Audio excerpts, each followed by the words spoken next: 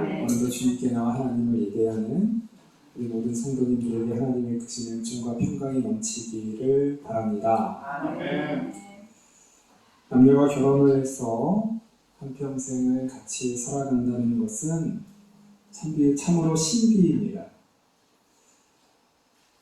화성에서 온 남자, 금성에서 온 여자라는 책이 있습니다. 서로 다른 세계에서 왔다는 거예요. 남자와 여자가 이렇게 많이 다르다는 거예요. 같은 사람도 오래 같이 한 마음으로 생활하기 힘든데 전혀 다른 사람들이 이렇게 가정을 이루고 함께 살아간다는 건 정말 쉽지 않습니다. 그래서 신비라는 거죠. 신비롭죠? 매일 신비를 경험하면서 살고 있습니다. 남녀가 결혼을 할 때 중요한 서약을 합니다. 결혼 서약이에요. 한평생을 서로 사랑하겠습니까? 고목머리 파뿌리 될 때까지 신뢰하고 믿고 존중하겠습니까? 예라고 대답해야만 그 결혼이 이루어지는 거예요. 진정으로 상대방을 향한 진심, 사랑이 없으면 대답할 수 없어요. 정말 그렇게 살겠습니다. 뜨겁잖아요. 그렇게 아끼고 사랑하며 살겠습니다. 그렇게 결단을 해야만 결혼이라는 것이 성립이 되는 거고 함께 사는 거예요. 우리의 신앙도 마찬가지입니다. 하나님께서 우리에게 말씀하세요. 나의 백성이 될 수 있겠느냐? 정말 나의 백성으로 살겠느냐? 나는 너의 하나님이 되겠다. 너를 지켜주고 도와주는 너의 신이 되겠다. 우리가 하나님을 믿고 우리가 하나님을 이렇게 섬기며 예배하는 것은 이런 서약이 있었기 때문에 내가 하나님을 섬기겠습니다. 할렐루야. 하나님만을 나의 신으로 내가 믿고 섬기겠습니다. 라는 결단이 있어야만 이 자리에 나와서 예배할 수 있는 거예요. 결혼 서약은 강제로 이루어지는 것이 아닙니다. 협박으로 이루어지는 것이 아니에요. 협박으로는 그렇게 살 수가 없어요. 억눌림에 의해서 일시적으로는 살 수 있지만 평생을 이렇게 살 수 없어요. 자원하는 마음, 내 마음이 우러나오는 마음, 정말 이 상대방을 내가 존중하며 같이 살겠다는 그런 결단과 각오가 있어야 결혼이 되는 것처럼 사실 이 자리에서 우리가 하나님을 예배한다는 것, 하나님을 믿는다는 것, 이것은 진심으로 우리 마음속에 우러나오는 마음, 누가 협박으로, 억지로, 강제로, 명령해서 우리가 이 자리에 나온 거 아니잖아요. 그렇죠? 스스로 나온 겁니다. 스스로 하나님을 사랑해서 스스로 하나님을 내가 섬기겠습니다 라는 마음으로 우리는 이 자리에 나와서 하나님을 예배합니다. 오늘의 말씀은 서원에 관한 말씀입니다. 서원. 먼저 레위기는 27장까지 이루어져 있고요. 오늘 27장의 이야기인데요. 사실 지난주에도 제가 말씀을 드렸지만 레위기는 26장에서 하나님께서 말씀하시고자 하는 중심 내용은 끝나요. 하나님께서는 레위기를 통해서 새로운 제도, 새로운 율법을 정하셨어요. 그 율법은 성막에서 제사 드리는 율법으로 시작합니다. 레위기의 시작은 제사를 어떻게 드려야 되는지, 제사의 종류가 있고 그 제사를 위해서 제사장이 세워지고 또한 백성들이 자기의 어떤 번제라든가 화목제라든가 속건제라든가 속죄제라든가 이런 제사의 종류대로 제물을 가지고 와서 그것을 하나님께 제사 드리는 방법을 이야기합니다. 또한 하나님 앞에 그렇게 제사를 드리고 하나님 앞에 하나님의 거룩한 백성으로서 또한 이 세상에서 어떻게 살아야 되는지, 구별된 삶이 어떤 것인지에 대해서 말씀하세요. 그리고 26장에서 그 하나님께서 말씀하셨던 그 계명과 율례대로만 지킨다면 내가 너희에게 복을 줄 것이야, 보상을 줄 것이야, 첫 번째는 물질적인 복을 약속하세요. 끊임없는 햇빛, 비, 그리고 계속 이어지는 먹거리의 풍성함, 물질적인 복이에요. 그리고 우리가 도저히 이겨낼 수 없는 대적들, 강대국의 침입 또는 야생 짐승으로부터 보호, 그 안에서 평화를 주신다라는 것이 하나님의 약속이었어요. 그 레위기는 딱 끝나면 돼요. 그렇게 끝나면 레위기 그냥 전혀 자연스럽게 결론을 맺는 거예요. 그런데 왜 예수님 하나님께서는 27장을 우리에게 주셨을까요? 왜 하나님께서는 서원이라는 것에 대해서 말씀할까요? 굉장히 독립적이고 개별적인 이야기 같아요. 먼저 우리 말씀 한번 볼까요? 2절입니다. 이스라엘 자손에게 말하여 이르라. 만일 어떤 사람이 사람의 값을 여호와께 드리기로 분명히 서원하였으면, 사람의 값이 이건 목숨값이에요. 목숨값. 자기의 목숨값이에요.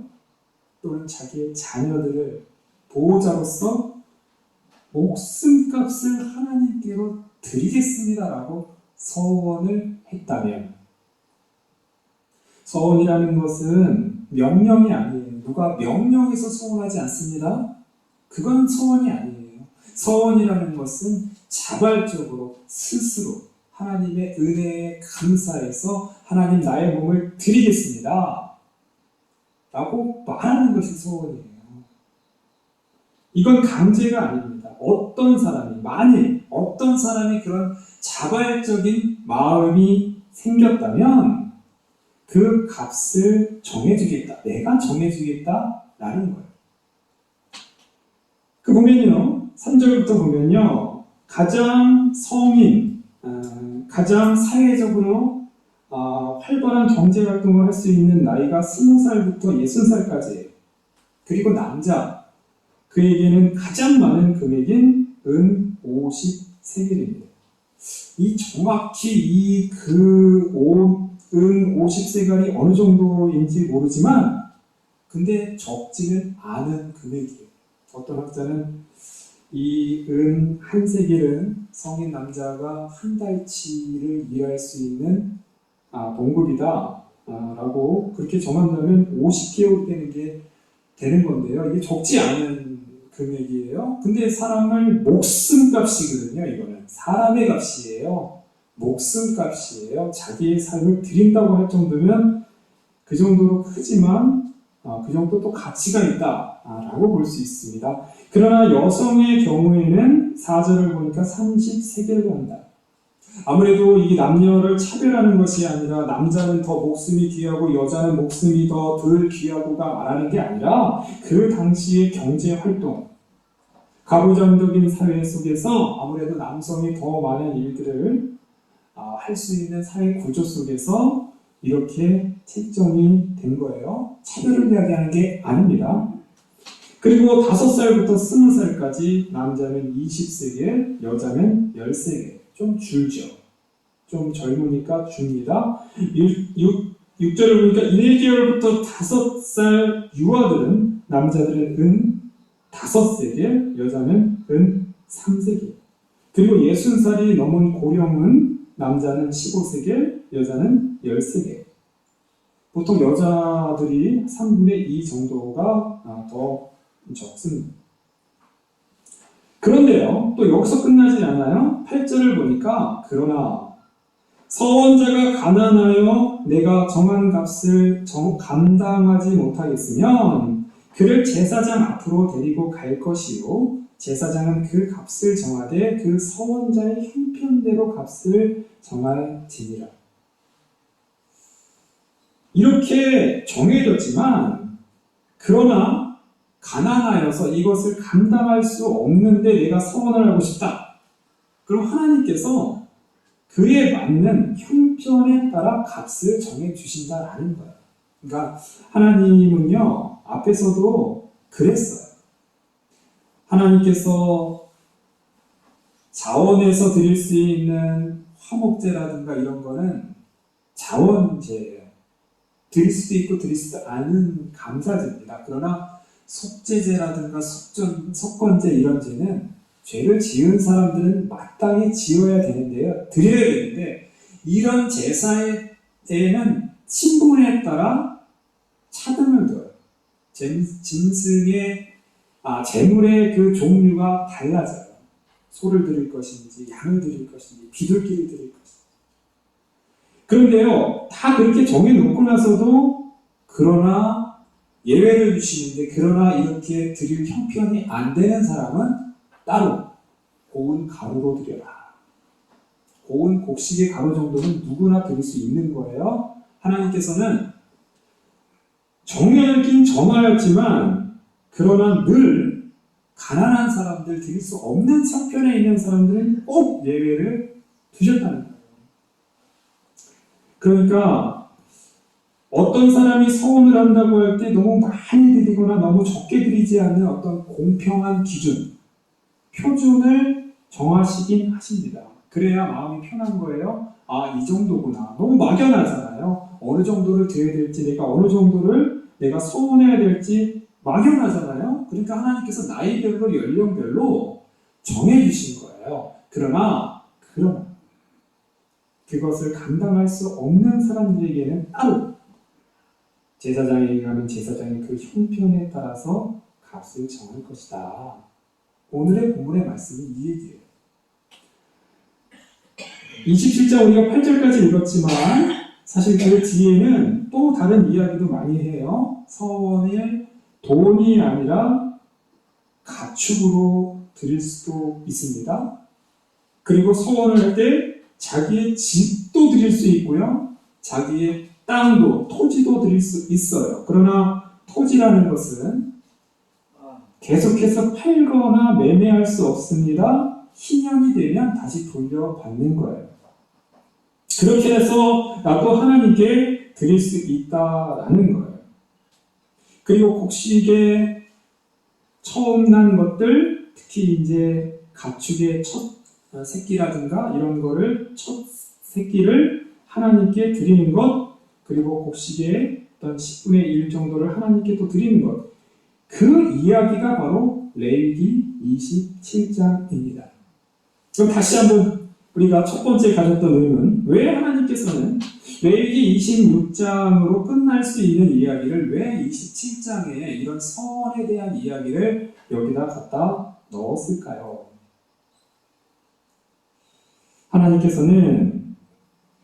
우리 하나님께서는 굉장히 실제적인 분이십니다. 우리 하나님은 현실적인 부분, 현실적인 하나님이세요. 그 말이 무엇이냐 하면 앞에서 성막을 만들고 성막을 운영하기 위하여 제사의 제도를 만드셨다면 거기에는 예산이 필요하다라는 거예요. 그렇지 않나요? 우리가 사회생활을 하고 우리가 실질적으로 우리 성도님들이 무엇을 계획하잖아요. 어떤 일을 하겠다, 어떤 사업을 구상하겠다, 어떤 농사를 짓겠다라고 말하면 가장 먼저 생각해야 되는 게 예산 아닌가요? 예산이 있어야만 일을 할 수 있는 거예요. 어떤 일을 하겠다라고 생각해놓고 예산을 책정하지 않는다? 이거는 안 하겠다라는 거예요. 하나님께서 앞에서 성막의 제도를 만드셨습니다. 그리고 이스라엘 백성에게 주었어요. 그 성막을 그에서 일할 수 있는 일꾼들을 세웠어요. 그들이 제사장이에요. 레위인들이에요.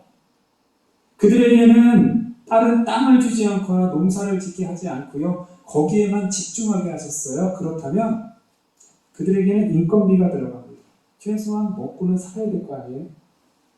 그리고 성막에 운영되기 위해서 많은 사람들이 재물을 가지고 오고 또한 성막을 운영하고 하는데 또는 비품비도 들어가고 이게 그렇습니다. 운영하는데 하나님은 실제적이고 현실적인 분이세요.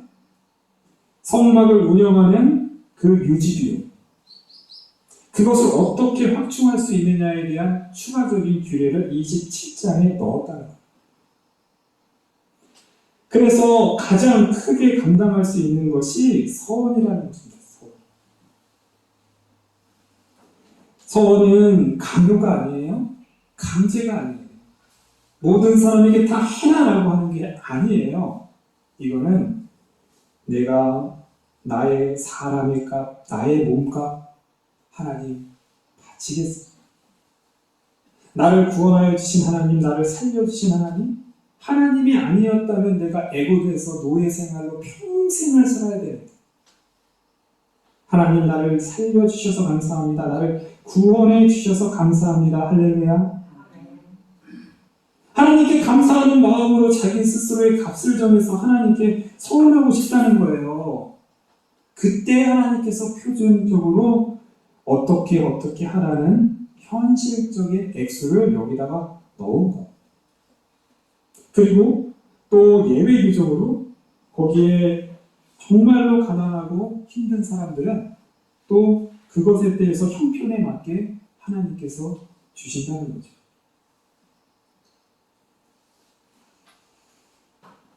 구약 성경을 가만히 보면 자신의 몸을, 자신의 삶을 일평생으로 드렸던, 서원했던 사람들이 종종 나와요. 우리는 그런 사람들을 나실인이라고 합니다. 나실인은 레위인들이나 제사장이 아니라 일반 평민 지파의 사람으로서 내가 제사장처럼 레위인처럼 하나님을 위해서 나의 몸을 드리겠습니다 라고 헌신할 때 나실인이라는 말을 쓰는 서원입니다. 정확히 서원. 삼손도 나실인이었어요. 삼손이 태어날 때 부모가 나실인으로 바쳤어요. 그래서 삼손은요, 태어날 때부터 머리를 자르지 않았고요. 포도주라든가 이 술이라는 것에 대해서 가까이 하지 않았고, 죽은 주검에 대해서 멀리하도록 부모가 교육을 시켰어요. 근데 삼손은 좀 엉터리예요. 삼손은 엉터리예요. 주검도 만졌고, 삼손은 좀 엉터리긴 했습니다. 또 한 명의 훌륭한 삼손과는 다른 나실인이 있죠. 그 한나가 기도로서 낳은 그 아들 누굴까요? 사무엘. 맞습니다. 한나가 사무엘을 나실인으로 바쳤어요. 내가 하나님 아들을 주시면 이 아들을 하나님께 드리겠습니다. 바로 그거예요. 사람의 값, 바로 한나가 자기의 아들을 사람의 값으로 금액이 아닌 그냥 그 사람을 정말로 드린 거예요. 사무엘은 자라면서 어머니 한나의 그 마음을 받아들인 거예요. 나를 왜 엄마가 나의 의사도 상관없이 왜 하나님께 바쳐 이런 것이 아니라 어머니의 뜻에 따르겠습니다. 나를 사랑하는 어머니 또한 나를 비록 내가 성소에 살지만 나를 뒷바라지시면서 나를 늘 기도해 주시는 어머니의 그 사랑에 내가 순종하겠습니다. 내가 그렇게 살겠습니다. 사무엘의 시대 얼마나 어두웠나요? 엘리라고 하는 그 제사장. 엘리의 두 제사장 홈리와 비느하스가 있었는데 엉망진창이에요. 하나님에 대한 제사, 자기 마음대로, 마음껏, 자기 멋대로 그렇게 제사를 드렸던 그 영적으로 가장 어두웠던 시대. 사무엘이라고 하는 그 하나님 앞에 서운하였던 그 순결했던 그 한 사람으로 인해서 이스라엘이 바뀌어지는 거예요. 사무엘이 등장하자마자 블레셋이 공격합니다. 그때 사무엘은 모여서 기도했어요. 제사를 드렸으니까요. 제사를. 사무엘이 가장 먼저 한 게 제사예요. 그랬더니 그 제사를 드리는 그 순간에 하나님께서 블레셋의 공격을 막아주셨습니다. 할렐루야. 우레가 치고 번개가 치고 너무나 놀라서 블레셋들이 자기네들끼리 막 놀라서 물러가고 사무엘이 이스라엘의 사사와 선지자로 있는 동안에는 블레셋이 감히 침략을 못했습니다. 할렐루야. 하나님 앞에 온전한 헌신과 온전한 서원을 했던 한 사람으로 인해서 이스라엘 백성은 진정한 평화를 누립니다. 하나님께 진정한 예배가 바로 이 사무엘을 통해서 회복됩니다. 사무엘의 시대 한 사람으로 인해서 이스라엘 전체가 하나님의 큰 은혜와 복을 누렸다라는 거예요.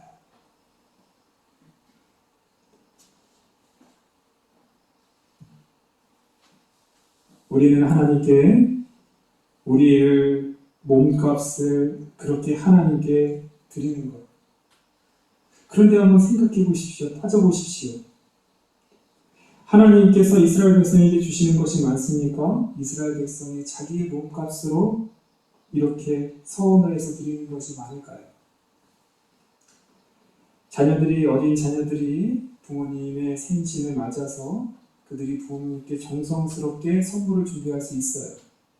편지를 쓸 수 있고 자기 나름대로 뭔가를 예쁘게 만들거나 부모님이 기뻐하실 만한 것을 선물해 드릴 수 있어요. 부모님이 그것을 받으면 굉장히 기쁩니다.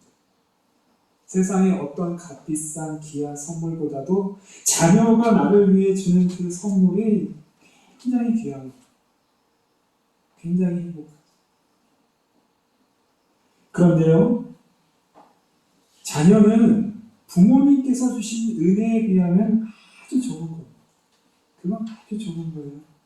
부모님께서 주시는 자녀를 통해서 베풀어 주시고 자녀를 먹여 살리는 모든 것에 비하면 사실 아무것도 아니라는 거예요. 서원이라는 그런 것입니다.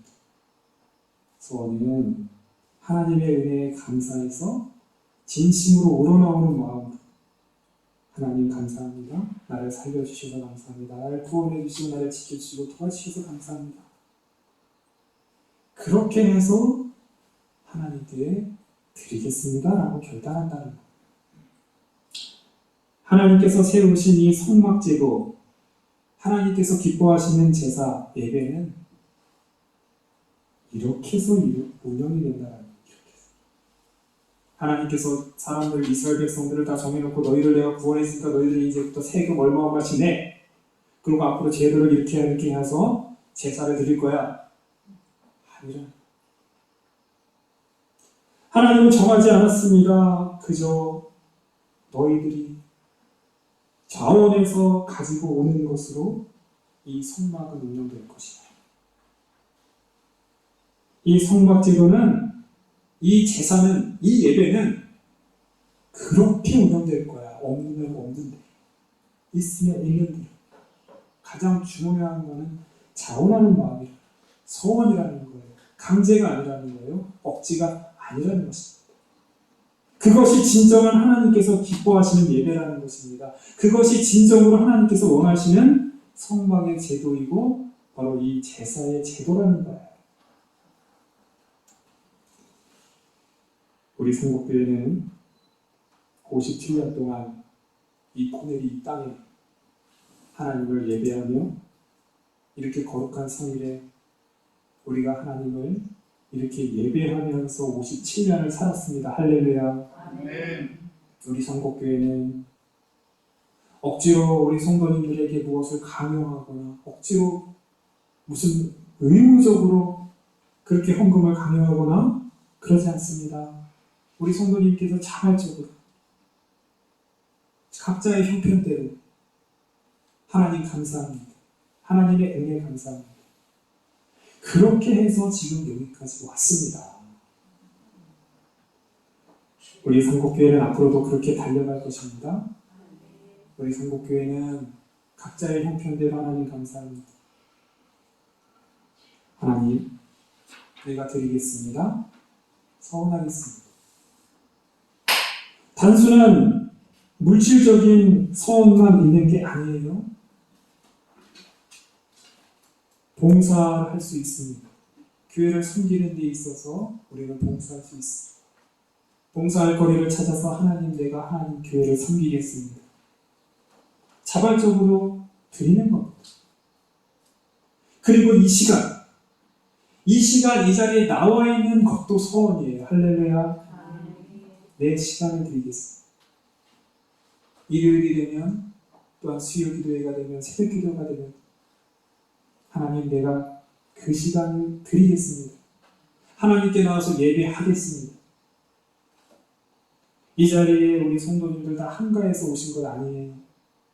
정말 바쁩니다. 다 바쁘세요. 요즘 세상이 더 바빠져요. 굉장히 바쁜 시대예요. 시간이 돈이 되는 세대입니다. 그러나 우리 성도님께서 하나님을 사랑하는 마음으로, 소원하는 마음으로 이 자리에 나오셨잖아요. 하나님께서는 그것을 기뻐 받으시는 거죠. 억지로 강제로 시켜서 나온 것이 아니라 스스로 자원해서 감사해서 하나님을 예배하겠습니다라고, 내가 거룩한 주일을 지키겠습니다라고 이 자리에 나와서 예배하는, 바로 이 시간이 가장 복된 시간이라는 거예요. 하나님께서 기뻐하시는 예배라는 거예요. 사무엘이 헌신하고 사무엘이 서원했을 때 사무엘을 통하여 그 온 나라의 예배가 회복되고 감히 블레셋이 공격하지 못할 정도로 그런 강한 나라가 됐습니다. 우리 성도님 한 사람 한 사람, 우리 성도님들께서 한 사람 한 사람 이렇게 정성스럽게 하나님을 사모하는 마음으로 서원하고 하나님을 위하여 내가 살겠습니다라고 할 때, 우리 성도님 한 사람을 통해서 우리 상곡교회가 평안하고 상곡교회가 하나님의 큰 은혜를 받는 줄 믿습니다. 네. 하나님께서 주십니다. 우리가 하나님께 드리는 것보다 하나님께서 우리에게 주시는 것 비교할 수 없습니다. 지난주에도 말씀했지만 물질의 복 주신다니까요. 우리가 도저히 감당할 수 없는 그 대적들이 있어요. 인간의 힘으로 할 수 없는 것이 있습니다. 하나님께서 막아 주신다니까요. 네. 오늘 레위기 20장을 왜 주셨는지, 이 세상은 참으로 현실적인 어떤 계획과 함께 그것에 따라서 굉장히 실질적인 부분까지도 하나님께서 말씀하여 주십니다. 그런 부분을 통해서도 우리가 온전히 헌신하며 나아갈 때 하나님의 큰 계획과 사업과 놀라운 일들을 성취할 수 있다는 것을 기억하는 저와 여러분 되기를 간절히 바랍니다. 기도하겠습니다.